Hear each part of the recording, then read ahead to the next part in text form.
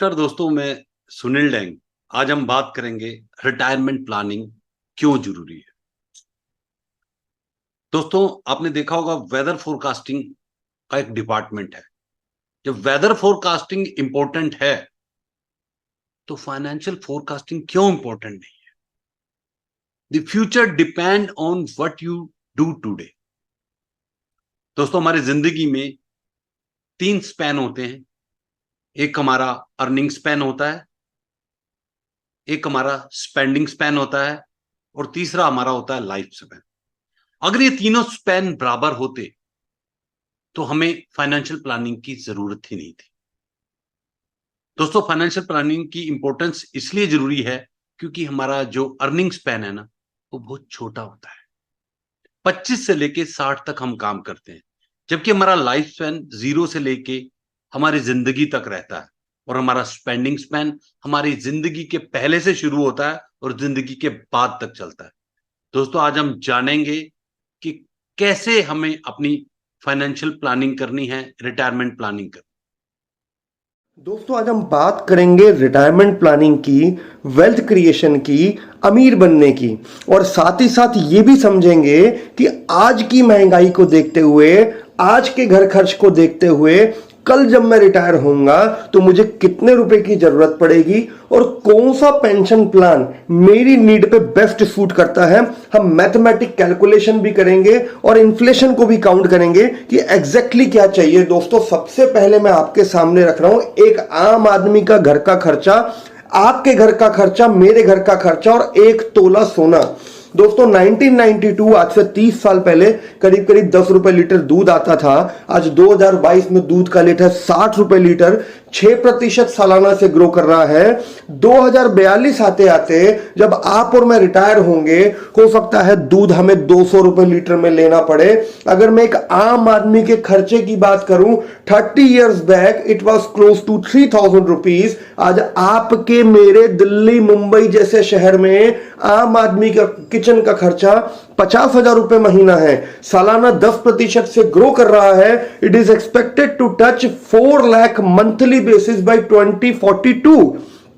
अगर मैं 1 तोला सोना की बात करूं तो 1992 में करीब करीब 3,000 रुपए का 10 ग्राम गोल्ड आता था। आज 1 तोला सोना 50,000 रुपए का है। आज 10% की सालाना ग्रोथ है इसमें, इन्फ्लेशन। और 2042 जब आप और मैं बुजुर्ग हो जाएंगे, हमारे बच्चों के शादी ब्याह होंगे, नाती पोतों का बर्थडे होगा, तब हो सकता है हमें 1 तोला सोना 4 लाख रुपए में खरीदना पड़े। दोस्तों, आम आदमी का घर का खर्चा अमूमन 1 तोला सोने के बराबर पड़ता है। आप इतिहास उठा के देख लीजिए और यही हाल रहा तो आपको और मुझे हो सकता है रिटायरमेंट के लिए 1 करोड़, 2 करोड़, 5 करोड़ की जरूरत पड़े, ताकि मैं एक स्टैंडर्ड लाइफ, आज का लिविंग स्टैंडर्ड, आज के खर्चों के हिसाब से भविष्य में सर उठा के जी पाऊं। दोस्तों, अगर मैं सिर्फ 1 करोड़ के टारगेट की बात करूं, अभी मैं 5 करोड़ की बात नहीं कर रहा, कि अगर 1 करोड़ भी मैं जोड़ना चाहता हूं रिटायरमेंट से पहले अगले 20 साल में, और मेरी सेविंग पे मुझे 5% सालाना ब्याज आता है, तो कम से कम 25,000 रुपए महीने का सेविंग करना पड़ेगा, तब कहीं जाके 1 करोड़ रुपए जुटेगा। और यदि मेरी इन्वेस्टमेंट पे 10% का ग्रोथ है तो ये टारगेट 13,000 रुपए महीने में पॉसिबल है। और यदि 15% का ग्रोथ है तो आज यदि मैं 8,000 रुपए महीना जोड़ना शुरू करूं, उस पर 15% का ग्रोथ आए, तो अगले 20 साल में 1 करोड़ जुड़ जाएगा और मैं एक अच्छी रिटायर्ड लाइफ जी पाऊंगा। अभी क्वेश्चन यह है कि 15% का ग्रोथ जहां मिलता है वहां रिस्क है, और 5% ग्रोथ से तो टारगेट अचीव नहीं होने वाला। तो मैं क्या करूं, कहां निवेश करूं, कौन सा रिटायरमेंट प्लान लूं, सेफ वाला कि ग्रोथ वाला? अगर मैं LIC और PPF की सेफ्टी के साथ जाता हूं, रिटर्न सेफ हैं, गारंटेड हैं, लेकिन टारगेट अचीव नहीं होने वाले, वेल्थ क्रिएट नहीं होने वाली। और अगर मैं शेयर बाजार और म्यूचुअल फंड में या रियल एस्टेट या प्रॉपर्टी में जाता हूं, तो ग्रोथ तो अच्छी है लेकिन अनसर्टेनिटी है। जिस साल में रिटायर हुआ उसी साल शेयर बाजार गिर गया, तो इसका एक सॉल्यूशन है रूल बेस्ड इन्वेस्टिंग या बैलेंस अप्रोच। आज मैं आपको एक बैलेंस्ड अप्रोच बताता हूं कि सबसे पहले आप अपने पैसे के 3 हिस्से कर दीजिए। आप 5,000 दे सकते हैं, 10,000 दे सकते हैं, 25,000 दे सकते हैं, 3 हिस्से कर दीजिए। 33% से खरीदिए जीवन बीमा। जीवन बीमा जरूरी है, जरूर लीजिए, केवल 33% पैसे से।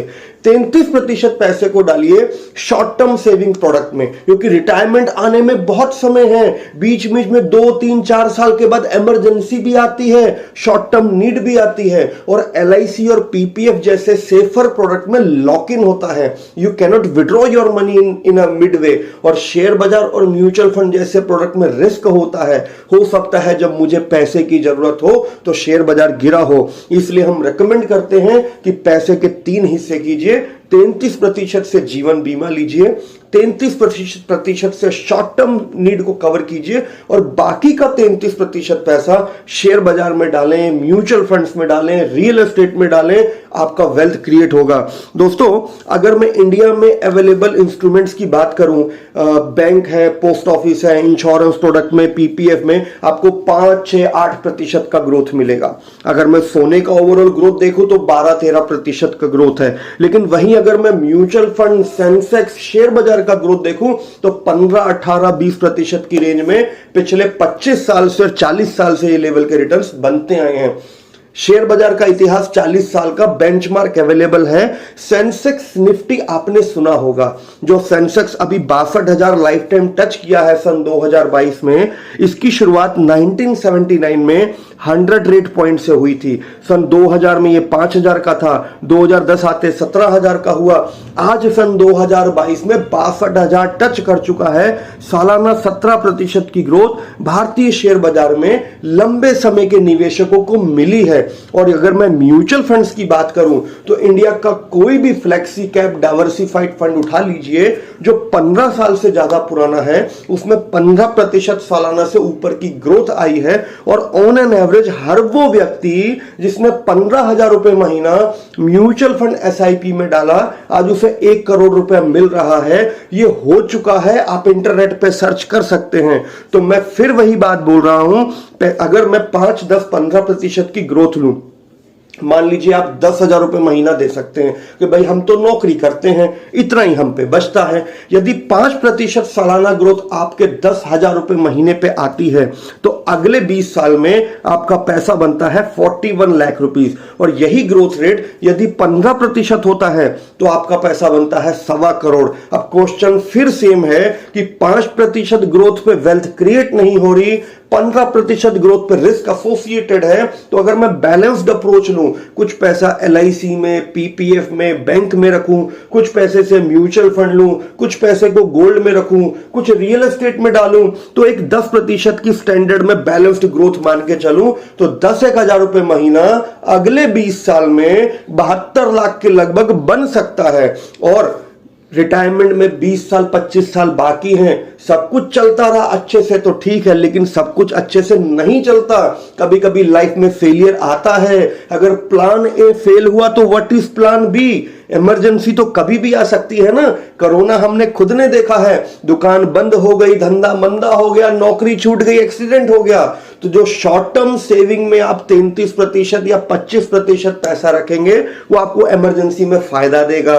साथ ही साथ जो शॉर्ट टर्म नीड आती हैं, बच्चे का स्कूल एडमिशन, कॉलेज एडमिशन जैसे मिड वे के खर्चे आसानी से पूरे हो जाएंगे। और भगवान ना करे हम ही नहीं रहे, मैं रहा तो बहुत पैसा जोड़ूंगा, पेंशन की किटी बड़ी बन जाएगी, लेकिन नहीं रहा तो बीवी बच्चों को तो आज ही पेंशन चाहिए। तो जो 33% या 25% पैसा मैंने बोला जीवन बीमा कंपनी को दो, लाइफ इंश्योरेंस खरीदो ह्यूमन लाइफ के हिसाब से, वो आपकी फैमिली को एक क्लेम मिल जाएगा तो परिवार सर उठा के आपके बगैर भी शान से जी पाएगा।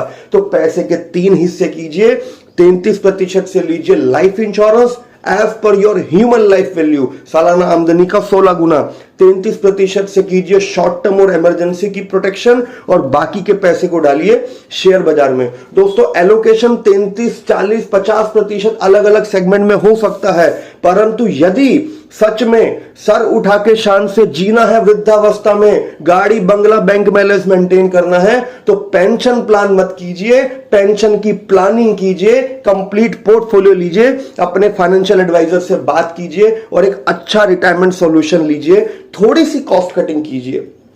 10, 15, 20% पैसा आप स्पेयर कीजिए, आपकी लाइफ के सारे फाइनेंशियल टारगेट इजीली अचीव हो सकते हैं। आप एक अपने फाइनेंशियल एडवाइजर को बुलाइए और आज डिस्कस कीजिए। दोस्तों, ये वीडियो ट्रेनिंग प्रेजेंटेशन सिर्फ हमने ट्रेनिंग और अवेयरनेस के लिए किया है। हम किसी भी कंपनी के किसी भी प्रोडक्ट का एंडोर्समेंट नहीं कर रहे। Mutual fund investment are subject to market risk and insurance is subject matter of solicitation. Thank you.